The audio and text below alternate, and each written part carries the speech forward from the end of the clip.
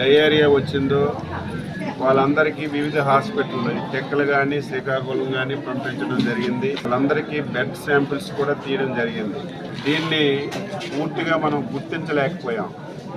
చాలామందికి విరోచనాలు, వాంతులై ఇబ్బంది పడుతున్నారు.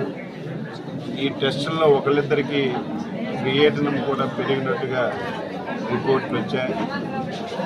ఎందుకు ఈ వచ్చిందో ఇది స్పష్టంగా తెలుసుకోవాల్సినటువంటి బాధ్యత మనందరిపైన ఉంది. కాబట్టి ఇప్పుడే కలెక్టర్ గారు మేమందరం అనుకొని ఈ గ్రామ పంచాయతీని పూర్తిగా టీమ్స్ పంపించి ప్రతి ఒక్క పర్సన్ యొక్క బ్లడ్ శాంపిల్స్ అన్నీ కూడా తీసుకొని ఎందుకు ఇది వచ్చిందో ముందు నిర్ధారణ చేసే కార్యక్రమానికి శ్రీకారం చుట్టాం.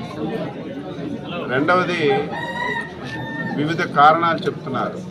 డ్రింకింగ్ వాటర్, ఆ రోజు నేనే శాసనసభ్యుడిగా ఉన్నప్పుడు డ్రింకింగ్ వాటర్ స్కీమ్ ఇచ్చాం. ఒక ప్రైవేట్ వ్యక్తి వెళ్ళిస్తే ఆ వెళ్ళ ద్వారా ఎన్ని సంవత్సరాలు డ్రింకింగ్ వాటర్ ఈ గ్రామస్తులందరూ తాగుతున్నారు.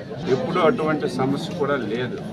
అందుకే ఈ గ్రామంలో ఎవరైతే బోర్ వాటర్ తాగుతున్నారో ఆ వాటర్ కానీ, గ్రామంతరికి సరఫరా అవుతున్నటువంటి ఆ వెల్ వాటర్ కానీ ఇప్పటికే సేకరించి టెస్ట్ కూడా చేయడం జరిగింది. వాటర్లో ఎటువంటి తేడా లేదని రిపోర్ట్ వచ్చింది. అయితే మళ్ళీ ఆర్డబ్ల్యూఎస్ అధికారులకు ఆదేశాలు ఇచ్చాం.